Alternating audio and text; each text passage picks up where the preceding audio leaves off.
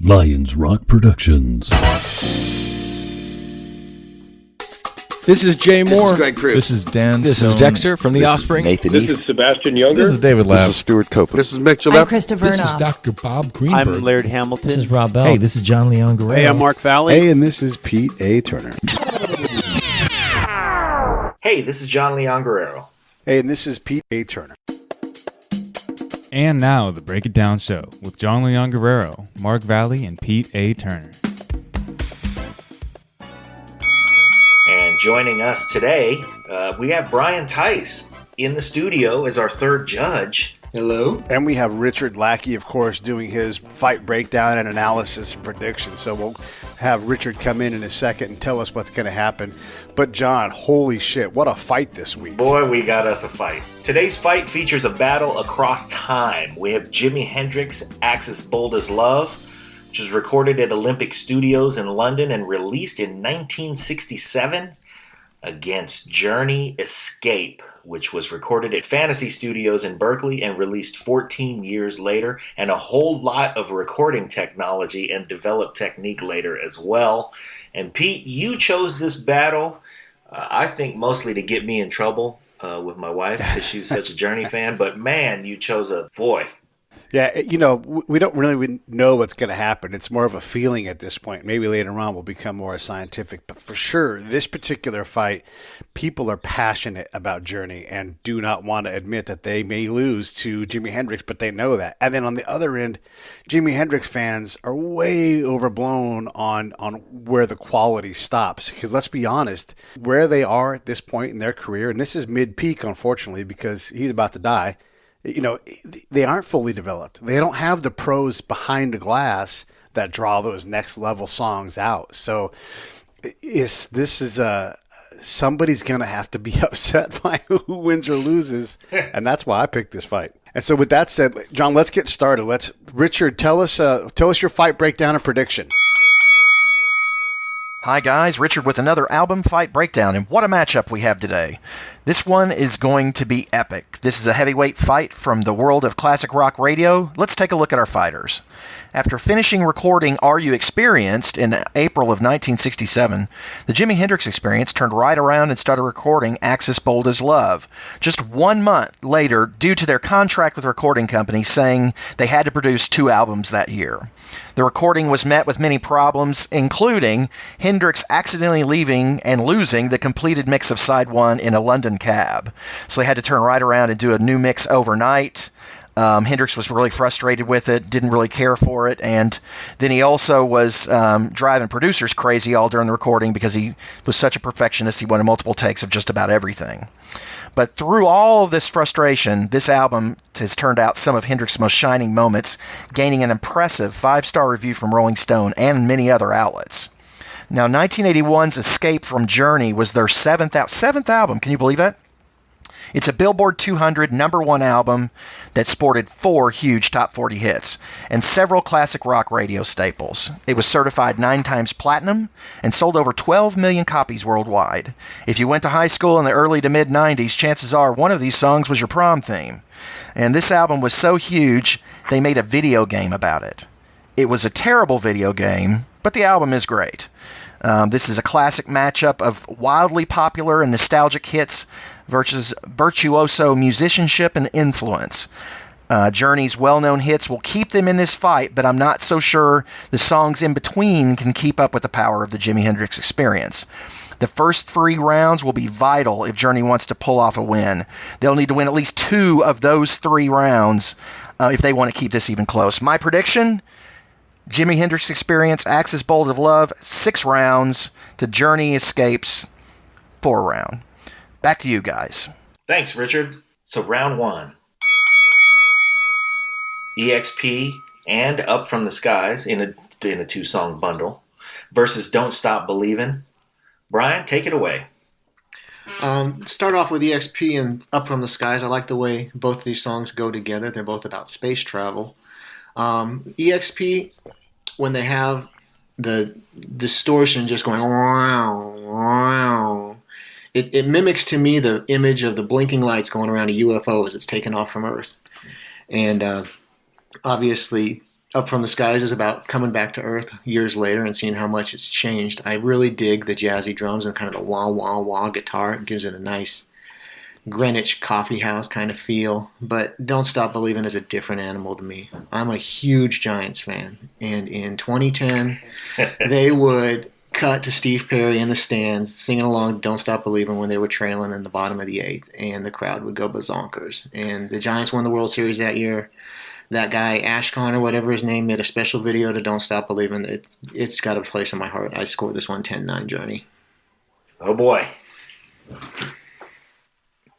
I feel the same way about EXP and its experimentalness, and it was cool, but it's right now, years and years later, that level of experimentation that happened then is a lot more difficult to listen to. And I want Hendrix to win this one, especially because Up From the Skies is a swing number, and Mitch Mitchell uses brushes, and that's very un-Jimi Hendrix, and I thought it was great. But I'm a Giants fan too. Aside from being a Giants fan, though, Don't Stop Believin' is just too much. By the time that song came to us in the world, so much had developed in recording technique, our ability to capture Jonathan Cain's keyboard opening, just the craft of songwriting. This was beautifully done, executed well by a team of all-stars, and to me, Don't Stop Believin' takes the round as well. How do you score it? Yeah, I'm with you guys on this, and I'll just keep it real short. EXP for me is super cool. I love that Jimi Hendrix can make his guitar sound like a rocket taking off. Like this is, Nikki Sixx does it later on, and Eddie Van Halen does the same thing, and people make the guitars talk, and all that comes from this moment, and I give a lot of credit there. But with the experimentation, like you said, they're like, hey, let's plug this organ amp into this guitar. None of that stuff had been done yet. And if you look back at the history of mankind, certain things work, certain things don't. We eat strawberries and we don't eat rocks. But someone had to eat rocks for us to figure that out. Like, no, these don't work. So some of these sounds just don't work. The Up From the Skies, as cool as it is, and I definitely made a note, Mitch does great work. And, of course, Jimi is strong as always. These are good songs. And it's fun, and I love that they took these chances and gave us the ability to build off of things and make other decisions. But Don't Stop Believing, it's an anthem. It's the bass line, the keys. What is missing from this song? This is all of the members of the band locking in on a strong lyric. And like you guys said, even though I'm not a black and orange flag carrying Giants fan, I love the Bay. I love the Giants, and that song for sure is something special and continues to be relevant. You can go to any park music in the park in the summertime, and there will be a Journey band there, and they will play Don't Stop Believin', and you better believe you're going to love that song and sing along. For that alone, this is damn near for me a knockdown round. But I gave a lot of credit to the experimentation. For me, it's Journey 10-9. Yeah, that is a terrific analysis of it. I like that thing at the end that you tagged.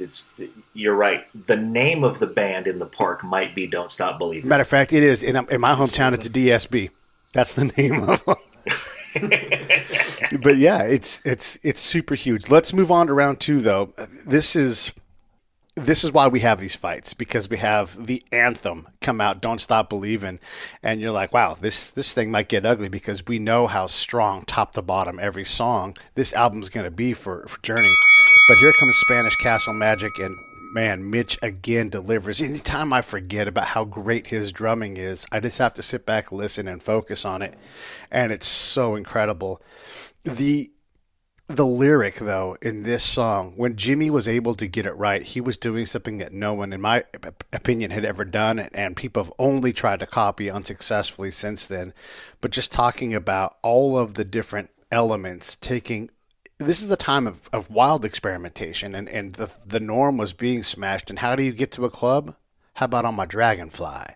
And it's dangerous. And like, look out, hold on, look out. And just like the elements of, I'm going to use a dumb word, but the elements of like his jive, his hip talk is so cool in this song that no matter how good Stone in Love is, it's not that cool. And here's where there's a problem for me with Journey is this song is a straight up cover of Sam Cooke, and not in a way that I thought worked well. And I made a note that I instantly thought, I'm not that strong on Sam Cooke's catalog, and I thought, this sounds like somebody. This is like a black dude singing. I'm like, oh my God, I know who this is. This is Sam Cooke. And so I literally looked up and said, Sam Cooke love song.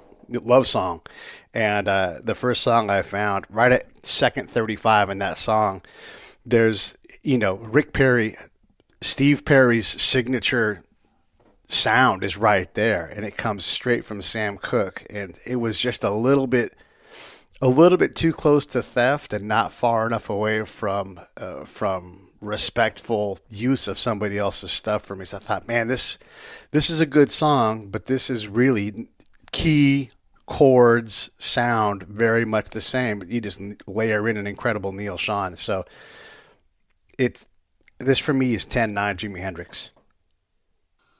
I didn't hear that. That's funny.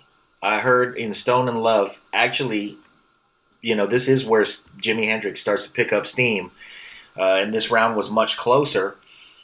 Mitch Mitchell lays down a spectacular part, and I'm sure that if you asked Steve Smith when he was recording this album at Fantasy, hey, someday these two knuckleheads are going to drag in a listener, and the three of them are going to analyze your playing against Mitch Mitchell, he probably would have laughed us out of the room. But since we are doing that, I think compositionally, Spanish Castle Magic is a lot of fun, especially during the verse, with the vocals trading accents with the snare and the bass over that constant eighth note thump. I dig that. That's a lot of fun. The song, I think, might be a nod to the Magic Castle Hotel. And for our listeners who haven't seen the movie Supermensch, which was a documentary made, oddly, by Mike Myers about Shep Gordon. It's a great movie, and there's a story in there that has to do with Jimi Hendrix and Janis Joplin that takes place at the Magic Castle Hotel. Anyway, I think Stone in Love as a production is overwhelming. It's just, again, a well-crafted song, tight harmonies, tight arrangement, and Neil Schon does a great job. I'm going to avoid comparing Neil Schon to Jimi Hendrix as often as I can because that's not fair to Neil Schon. But Neil Schon was also great, and it's worth noting that the two of them both played Woodstock. So I think Jimmy was at the time 25 or 6, and Neil Schon was 16. So cool little trivia note. But again, I'm going to try not to compare them too much. I had it 10-9, Stone in Love. Brian? The one thing that bothered me about Spanish Castle Magic is the first few notes, it sounds like Crosstown Traffic. And it sounds like another Jimi Hendrix song. But when he kicks in with the chorus and that line, it takes a half day to get there if we travel by Dragonfly, it paints a picture of a bunch of guys in this beat-up mint green car trying to get to a magical place. And it's just fabulous. Stone in Love, it just struck me as a glammy, love coming-of-age song. I love glam rock, but this one just didn't do it for me, so I scored it a 10-9 Jimmy. For sure, go and listen to Nothing Can Change This Love by Sam Cooke. That's the song that I heard in it, and get right to second 35, and I think you're going to hear what I heard with that. It's so on the nose. I felt bad. I felt bad for Sam Cooke. Well, round 3, we have Wait Until Tomorrow versus Who's Crying Now. Now, by contrast to the tight vocal harmonies on the entire Journey album, Wait Until Now has an almost sloppy chorus for me, but it's a beautiful departure from the usual Hendrix, and the guitar part shows Jimi Hendrix's virtuosity and versatility and is beyond compare. Neil Schon also does a great job again, but Jimi Hendrix is magical. I just want to note in this song, I've said this before on this podcast, and it's going to get Steve Smith to probably kick my ass, but he sounds a lot like Daddy C in this song, and I know that it's the reverse because Daddy C is a younger drummer, but they have very similar voices behind the drums. And Who's Crying Now, to me, when I hear it, I almost don't even hear Steve Smith. I hear Daddy C, just because, that's my homeboy. So, nod to Daddy C. I scored this 10-9 Hendrix. All right, Wait Until Tomorrow. The way it's a pleading song. It's like Bruce pleading with Rosalita to come to San Diego with him, or Billy Joel trying to get his Catholic girlfriend to drop her panties. Jimmy's trying to get his girlfriend to come away with him, and it doesn't work, and he winds up dead. I really like the way he mixes in kind of a side comments with the guitars and drums. I did really like that song. As far as Who's Crying Now, if you've seen the movie 40-Year-Old Virgin, they work in the electronics store, and Jane Lynch is always playing that Michael McDonald DVD, and they hate it. And to me, I listen to Who's Crying Now, and I think it should be on that Michael McDonald. Oh. I'm sorry. It's a swell song, but it makes me think of Michael McDonald. I had this a knockdown round for Jimmy. Wow. For me, Wait Till Tomorrow is a classic Hendrix song, the great lyric. One of the things I love about Jimmy's lyric is he brings you with him right to the moment. There's a lot of emotional imagery that and lets you see this guy going after this girl, and ultimately, like you said, Brian, he fails at it to death. I think the song is strong. Again, Mitch Mitchell, but especially Noel Redding in this. That bass line it's like he's barely even turned the knob on that big top string, and it's just loose, and it gets to the point of where this guy is, and everything just works for me on this song. It's fantastic. The Who's Crying Now, again, goes to the Sam Cooke side. It's just too Sam Cooke-ish for me. I need one of the problems I think for Journey that I'm noticing is that they have that line of being emblematic or cliche, and they're too often on the other side where there's not enough separation between them and what they're inspired by or what their peers are inspired by. So there's too much Sam Cooke in this song for me, and I love that I love that Steve Perry is moved by Sam Cooke and that Neil Schon is there to support that. This is a great song that's well written, well crafted. It's just hitting genius, though. So there's like the pro level where you're putting together good songs, and this is a fight and fit trim band that's multiple albums in. I think Richard said it was their 7th studio album.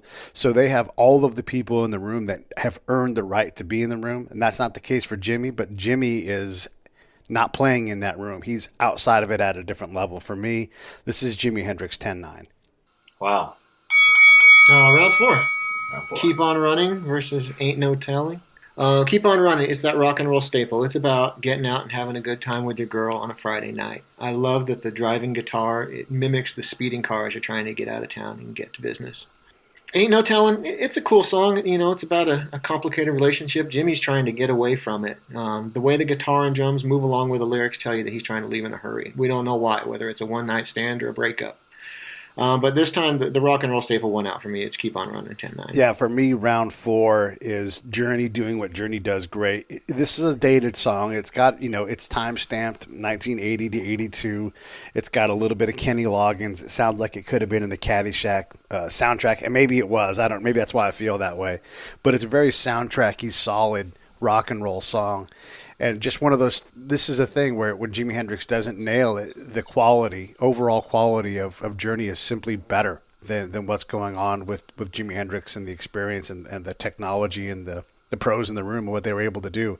For me, Ain't No Telling, it's fine. It's just, there's nothing special there, and it's a shame because I think this is got the makings of a great song. It's just hindered by the time that it was created. So for me, this is Journey all the way, 10-9. Wow. We got a lot of discord on this fight. I think this is a driving Jimi Hendrix song, and it is a classic Jimi Hendrix style composition. The band is doing what the band is used to doing, and I think they nailed what they do. I like that Jimi Hendrix's tone is sweet and it's clean. I love the offset triplet phrase at the end of all the stanzas in the verse. I think that's a cool twist. The changes are interesting. They're flawless. The band they're doing what they do best. They never really got a chance to be the developed band that they could have been, but this is, to me, the example of them as developed as they had come.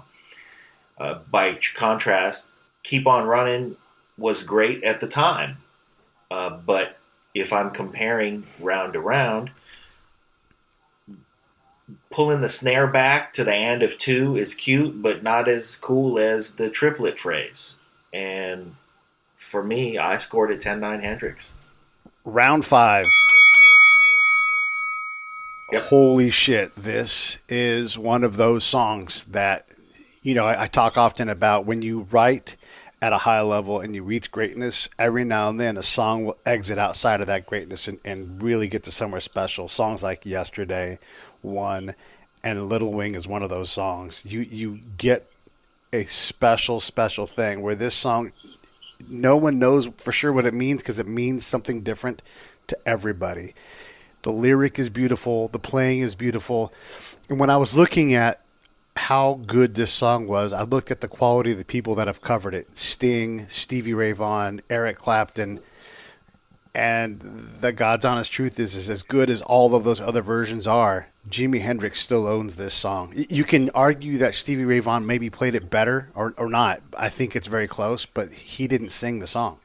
The words are incredible in this song. And as much as I want to pay attention to Still They Ride, there's just nothing there from Journey for me to discuss, apart from the fact that they've got to take a knee in this song. Here's the meaningful thing in between these two songs. And I think Still They Ride is a great song.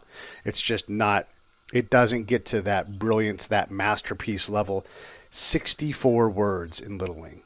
That's it. Think about how powerful that is and all of the meaning that's in that song. Forget it. Little Wing, 10-8. You know what? This was a 10-8 round for me, too. I mean, Little Wing is just an awesome display of both sheer power and open vulnerability. And Still They Ride, it's an okay Journey song. Now, any other band would be elated to have a song at the level of an okay Journey song. But Little Wing is a powerhouse. And like you said, Jimi Hendrix, after all of the absolute greats who have covered this song, still owns the song. If our listeners go back to Got to Get You Into My Life by Earth, Wind & Fire, that song is Earth, Wind & Fire's song. It's not a Beatles song anymore. Respect by Aretha Franklin, no longer an Otis Redding song. So that's what happens when you have a great song and somebody just steals it from you. And the likes of Eric Clapton and Sting and Stevie Ray Vaughan not being able to steal this song from Jimi Hendrix shows the power of Little Wing. So I scored it 10-8 as well. Yeah, I had this one 10-9. It was a little bit closer for me. I really liked Jimmy's dreamy sounding guitar and the way the glockenspiel just kind of takes you out on this dreamy voyage with him. And it made it seem real easy. Still They Ride, it does a good job of painting a picture and putting the pictures to the music, but it doesn't match Little Wing at all. So I had it as 10-9, Jimmy. Also, Pete loves the glockenspiel. Yes, I do. That's good to know. Let's see, we had round 6. If 6 was 9 versus Escape. Okay, I love Ross Valerie's bass punctuation in this song. Escape was, like Richard mentioned, it was a song that had its own video game. And when you live through that time in our lives, we were right at that age where we were easily sucked into the phenomenon that was this album. Now, it was a little easier to get sucked into it if you were a girl. This episode of the Break It Down Show is brought to you by Lions Rock Productions. That's us. We publish, evaluate, and develop podcasts just like this one, consult others to build their own, and create associated content and content marketing strategies. So if you're launching or expanding your social media presence, your business, or your personal brand, or if you just want to take your media presence to the next level, reach out to us on Twitter at Pete A. Turner or at JohnLG69 at the Break It Down Show. There's 1,000 ways to get a hold of us. Now enjoy the show. So my wife, for instance, totally into the fervor. The video game was terrible, but they were the first band to have their own video game, so that was cool. The song, however, has not aged all that well. And if 6 was 9 is vintage and interesting the way an old painted gas station sign on Route 66 is. So I scored a 10-9 Hendrix.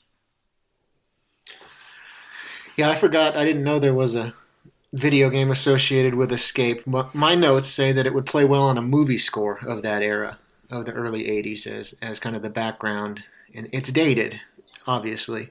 If 6 was 9, it's a song about defying labels, and it defies labels. The spacey, bluesy rock anthem, I just gave this one to Jimmy 10-9. Yeah, for me, round 6, it's the same thing. You've got Journey doing what Journey does well, but again, emblematic or cliche. This is prog rock. This song sounds a lot like Rush, but also manages, somehow Neil Schon does a little lick that sounds exactly like My Woman from Tokyo from Deep Purple. That's an 8-year-old song, and there's no doubt that he knows that lick comes from there. Neil Schon, that doesn't get by Neil Schon. So when Journey doesn't get it right, there's too much of that where there isn't separation from their peers, from the things that have come before them. And, that hurts them in this song. Plus, it's Jimi Hendrix. It's the 60s. What if 6 was 9? And that's just a dangerous thought. And this song is dangerous. And I wish they weren't fucking with all of that stereo crap, but that's the time that it was. This song doesn't need the extra stuff. The lyric is there. Boy, the drums in this song are fantastic, and Jimmy's playing, of course, is leading this song to the place where it needs to be. When I think about these two songs, Journey will continue to be, or the songs that are like it, Escape will continue to be a theme for a prom. It's like prom rock. It's really what it is, instead of prog. And then no one's ever going to pick if 6 was 9 for a prom ever again, if they ever have. But which song is cooler? Which song is better? If 6 was 9, that's the cooler jam. So the Jimi Hendrix Experience for me all day long, 10-9. You're right about that technique. I mean, by the time Journey came into the studio to record this album, you had things like flying faders and automated panning, and doing it manually in the studio in real time while the thing's being cut to tape. It was experimental. But the ability for Jimi Hendrix and Mitch Mitchell to lock the way they did in this song, man, you're right. There's a clear winner here, and it's not the song that has aged badly and leaned on flying faders. Round 7, we got Jimi Hendrix with You Got Me Floatin' versus Journey's Lay It Down. You Got Me Floatin' is the rare Jimmy song where the bass really stands out for me, and I dig the vocal call and response. But in my heart, I have a serious soft spot for songs about music, playing music, experiencing music. Songs like Jukebox Hero by Foreigner, Mother Hip's White Falcon Fudge, Frank Turner's I Still Believe. Lay It Down fits perfectly into that genre, and I scored it 10-9 Journey. We got Brian quoting Frank Turner songs. So this comparison of two songs that were products of an era, and you guys have mentioned it, but this is where it got me. Lay It Down hasn't exactly aged all that well, but I do feel some nostalgia for it. You Got Me Floating is the same in that it's a predictable, middling Hendrix tune. Unfortunately, one for which I have no nostalgia. So I scored this 10-9 Journey. But along the lines of the bands sounding like something in their era or calling back to something else, I wonder, Pete, what do you think about, and I don't mean to take an aside, but I kind of do. What do you think about Bruno Mars and what he's doing in calling back all the references that he calls back? Is that the type of leaning that bothers you about Steve Perry sounding like Sam Cooke in some of these spots? Or is that him giving credit where credit is due and calling back to Parliament or James Brown or all the the typical callbacks that he subtly does, or not so subtly? What we're talking about here is, I've been using the heck out of this, but Bergie's edge, right? When you're too much, you're too much. When you're too little, you're too little. But sometimes you nail it. And Journey is so emblematic. The flip side is cliche.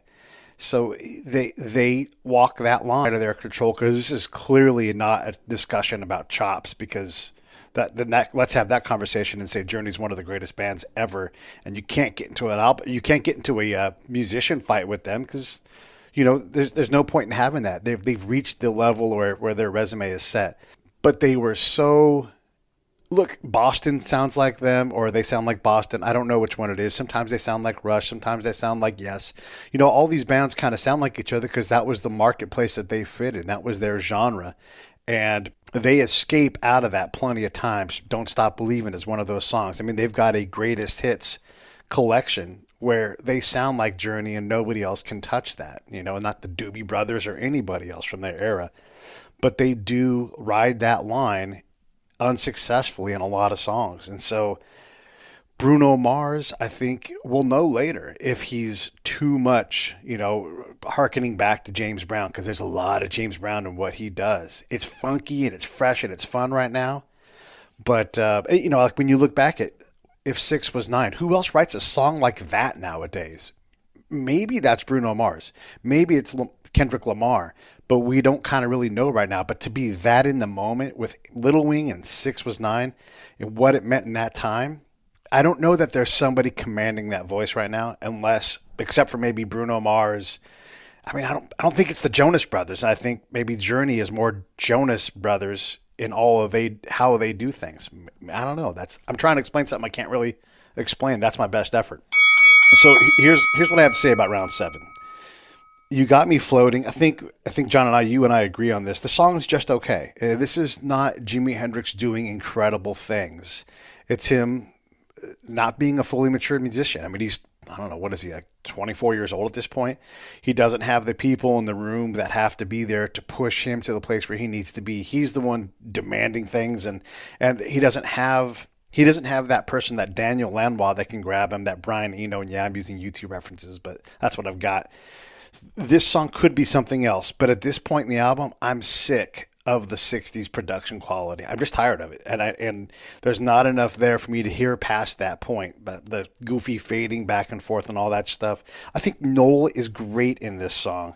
But the note I have is, Jesus, I'm tired of stereo on display in excess production value. Like, it's just too much for me.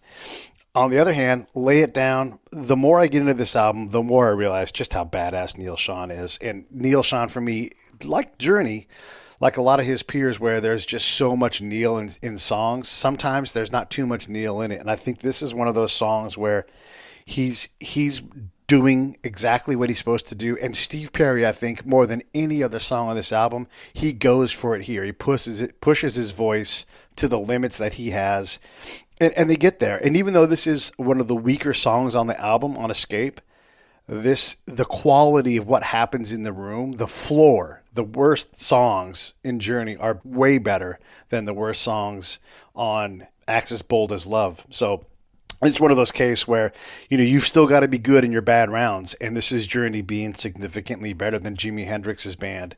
And I give this one 10-9 to Journey. All right, so let's do round 8. This is such a back and forth fight for me, guys. It's so crazy. So in round 8, I've got Castles Made of Sand. This is a song that if Jimmy had survived, he'd still be playing wherever he was at. This would be a demanded one. This reminds me of Alanis last week. When I was listening to it, I really made the connection. I'm like, oh my God, this is his version of an ironic song. And you talk about these outcomes that aren't what you expect. And I wish that those two guys could play these songs again, but we don't get to have Jimmy. He left too early, and so this song is great, and it's probably the last great song on this album. But boy, it's just such a fantastic song. My notes just talk about the lyrics because it's what makes this song truly incredible. Dead or Alive. It's so 80s, it's so Rush-like, and it's Neil Schon is just waiting to get let loose, and it's frantic. It has that kind of early 80s sound that was always there, and it's okay.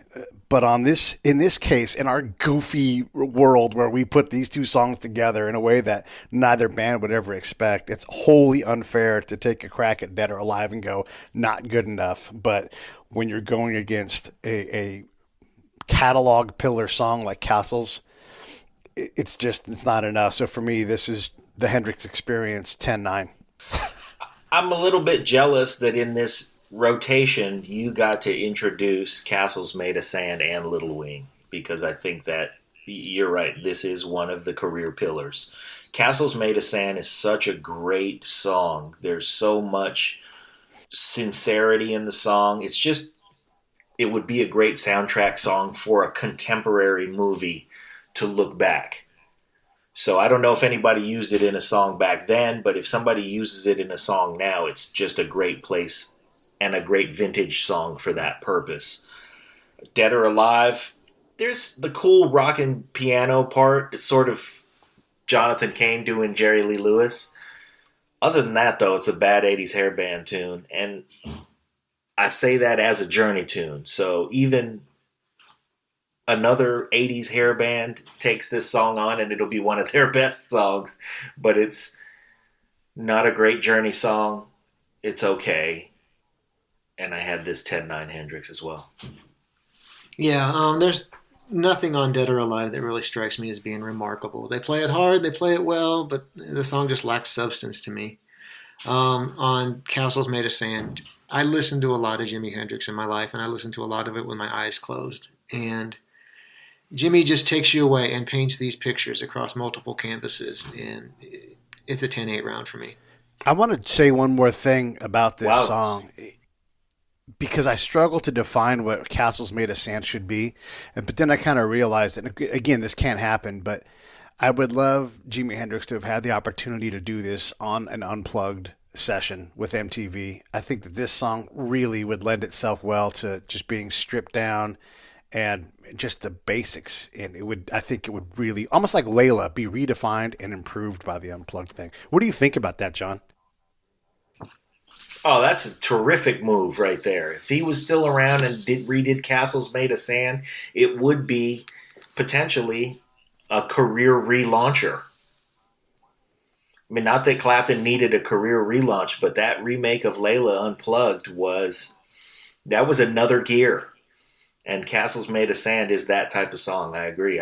That's a great idea, man. So I think we're in accordance. Let's move to round 9. She's So Fine and One Rainy Wish versus Mother Father. Okay. Like Brian said, there's a lot to listen to from Jimi Hendrix and a lot to listen to with your eyes closed where you can just get lost in the song. Frankly, Mother Father is my least favorite Journey song at all. So Jimi Hendrix could drag a stick along a chain link fence on his way home from school, and you could put it up against Mother Father, and it would be a close fight.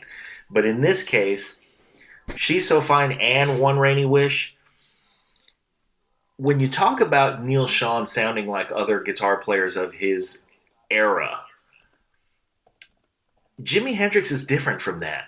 If you look at the other guitar players who played Woodstock, you got Carlos Santana, you got John Fogerty, you got Pete Townsend, you got, let's see, who else? Richie Havens. None of those guys sound like Jimi Hendrix. And so this is one of those times where there's no comparison because Jimi Hendrix is Jimi Hendrix and Mother Father is not a good song. 10-9 Hendrix. Yeah, I kind of got it the same way. Mother Father, I come from a broken home. My dad was an alcoholic. The song, it fell flat for me. I called it a victim of glam rock excess. On She's So Fine, I like how Noel Redding takes the lead. The bass takes it. He does the vocals. It kind of makes it sound like a British Invasion song, a little Who mixed with Paul Revere and the Raiders. I like it. One Rainy Wish, it's another dreamy Jimi Hendrix song. It takes you away. Visuals kind of like Lucy in the Sky, and his guitar is just flowing so and getting so fuzzy and bluesy. I had this one 10-9 Jimmy. Yeah. I liked Mother Father a lot. It's just a solid song, and I think this is one of those times where the production value and the talent of Jimi Hendrix fails to enable them to beat Journey. Both of these songs. Look, I love Noel Redding. I love what he does. I love that he's playing in front of there. But I wish he was Mark King. I wish this bass line was just better. And I don't need a Noel Redding song, especially when there's only so many Jimi Hendrix songs left. And when Jimi Hendrix is in the band, it's like, and I hate to say this, but it's like when Andy Summers sings in The Police. Like, you have Sting there. Have him do something besides play one note over and over and over again, like in Mother. And I had Mother winning. But some of the best Stone songs are the ones Keith sings. Yeah, but not the case with Noel Redding. Yeah, I know what Brian's saying though. It was kind of the Who-esque feel of the song, the British Invasion feel. I mean, he was the British influence in this band, and that was kind of cool. And also, that song, She's So Fine, kicked off the session for the album, so it set the tone for the entire recording process. And for that, we have to thank. But that's almost like a second baseman taking great ground balls in warm-up and going, that really set the pace for me in the game. It's the game that matters, and I agree with Pete in that Noel Redding, as a singer, doesn't really do much for me, and his contribution to the band was his bass playing, and it was spectacular. The other thing and I'd like it to stop there. Yeah, and the other thing I do like about the 60s production, I thought that the stereo round and round thing worked here, because it seemed like Jimmy was going around in circles, like a strobe light or like a police siren light going around Noel Redding while he played. It was kind of distracting, but I thought it was a neat thing that they were able to pull off, and just to make the guitar move like that. But really that, and then one rainy wish, that's hard to say. The song starts well, it ends well, but at the middle part, it's not there. And so honestly, I put this miss, I put it on the booth because they had the elements to work with, and they weren't able to push their star to, look, this is where Wes maybe comes in now, the modern times, and goes, hang on, Jimmy, this isn't it. And he's able to get that star to stop being a star for a second and listen and get to where they need to be. And that's missing from this song. And again, because Journey's floor is higher than the Experience's floor, that's why this for me is 10-9, even though it's 2 songs to 1. Neither song is very good. That's a good point, but it's worth saying that this is where the booth figured out how to do that UFO effect, right? So that was an important part of the appreciation for the record that we had, and this was sort of where they, in my imagination, which is, let's face it, just an active imagination about something I have no idea happened, but to me it's where they figured out the panning effects that allow Jimi Hendrix to do the rotation of image that he did. Who's got round 10? Leading off and ending it. All right, Open Arms. It's just a fabulous rock ballad, in my opinion. It's up there with Faithfully as my favorite Journey love songs. I can't say anything bad about it. As far as Little Miss Lover, I've always thought some of Jimmy's recordings have a dirty sound in the vocals. It's almost like they're not finished. In Foxy Lady, you can actually hear him coughing and hawking a loogie. And this song has that same dirty sound, and it's got the funky bass and the drums. It's a fun song, but Bold as Love is just a beast. The way they record the way they record the guitar on that one, and the way that the drums kick in to accentuate the lyrics, it's just a great, great song. I couldn't pick a winner in this round. I scored a 10-10. Oh, wow. Yeah.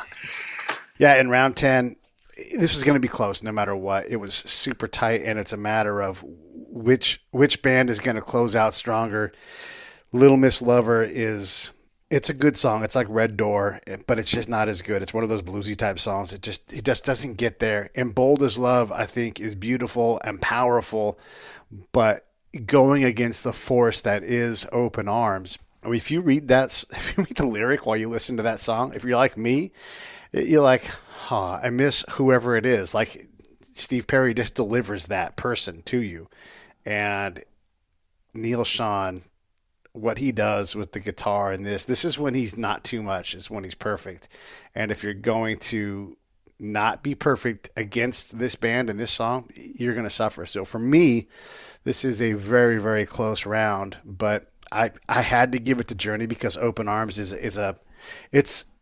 it's a huge catalog-defining pillar song. You can always slow dance with your special person and look at them. And if you aren't moved by that song in that moment, whether you're doing a slow skate on roller skates or, dancing at the high school gym, you are going to be moved if you're with someone you love. And for that alone, 10-9 for me for Journey. Well said. Little Miss Lover, I love a Jimi Hendrix blues song, but this to me was not Red House. And Little Miss Lover's just okay. Bold as Love, though, Big finish, big close, huge song, and the song for which the album was named. So I think it was a big swing for the fence to close it out. I appreciate the big finish. And if you really want to hear what the big finish developed to in the ensuing years between these two records, you listen to Open Arms. This is an epic finish. Now, some of this might be nostalgia talking because I went to those junior high dances, and Open Arms is probably the song that accompanied my first walking away from a girl smelling like her perfume after a slow dance. So there's nothing I can do about my attachment to this song. But it is such a strong song, and when you talk about the level of musicianship, the level of songwriting, the level of execution that Journey is capable of, what you talk about is Open Arms. So I had round 10, 10-9 Open Arms. Yeah, that fight, when I was done with it, when I was done doing the work, #do the work, I had to have the conversation. I needed to have a release because it was so razor close. And I was so moved by so many things, but in particular, Open Arms really moved me. And I needed to, I need a cigarette. I need to let down after all the emotional stuff that I went through with this whole album fight. First time for me where I really had to break my rule of I need to talk about this right now, just so I can not be screwed up by this whole fight the whole day. I made Richard talk to me for half an hour just to get over it because I really loved it, but I had to get back to normal life. And I was both these albums, tremendous albums, and they both moved me significantly. So just if anybody ever has any doubt on why we do this, I love both these albums. I love both these bands, and I loved having the opportunity to do this with you guys. Thank you. Yeah, thank you, Pete. I think it's worth saying, because if somebody doesn't have the scorecard in front of them and they weren't tallying up, that you had Axis Bold as Love beating Journey 95-94. Yeah, 1 point. And that 1 point is Little Wing. It's that knockdown. Oh, it sure is. Oh, wow. Well, you had the narrowest margin among us, and for what I just said about Open Arms and for what Journey means to me as a musician who grew up in the Bay Area, their influence is inescapable. The love that I cultivated for that band as I was growing up and learning my way around a musical map, Journey is, they have a place in my heart. They're my wife's favorite band. And as much as I am less affected by the Journey love song stuff than she is, and she loves Steve Perry. He's on her freebie list, by the way. She's perfectly, if she gets the opportunity, yeah. And I can do nothing. In fact, I'd probably go, okay, and, nuzzle her when she gets home and just try to live up to it the next day or something. I don't know what I can do that. Yeah. I mean, but I've already issued the pass. So I do love Journey, but I had 95-93, Jimmy. I listened to a lot more Jimi Hendrix in my life, so I came into this with an admitted bias. I wound up having it 97-92, Jimmy. My aunt, my godmother, is probably going to kill me because she's the world's biggest Journey fan. I think she's seen them in every incarnation with every singer and various forms, but at the end of it, it was just more Jimmy, more of it. Yeah, and I'll say for Richard too, he was similar to your score. He didn't have as many knockdowns as you had, but he was 97-94. The Axis Bold as Love winning over Journey Escape. I think we're unanimous in this, in that we're talking about one of the greatest, most talented musicians ever against a band that incredible. But I think we all know that Jimi Hendrix's brilliance it's just more than what a band like Journey could take on. Could Jimmy beat another band? I don't know if he can beat every band, because there was a lot of room for improvement that he didn't have time to do. But man, oh man, what a hell of a fight. This, for sure, this goes to Jimmy. It's unanimous. Thank you for joining us, Brian, too. I really appreciate your thoughts. And what a hell of a job you did breaking this down. Thanks. I really appreciate the opportunity. And, this is my sweet spot, so. Yeah, this won't be the last time either. So thank you, listeners. Thank you, Brian Tice, for joining us this week on this album fight. And thanks, Pete. Yeah, hey everybody, if you want to reach out and talk to us, we do this stuff. A lot of it's done on Twitter, so at Break It Down Show, or you can get me anytime at Pete A. Turner. And I'm at John LG69. And I am at Giantsbrain75. Thanks, everybody.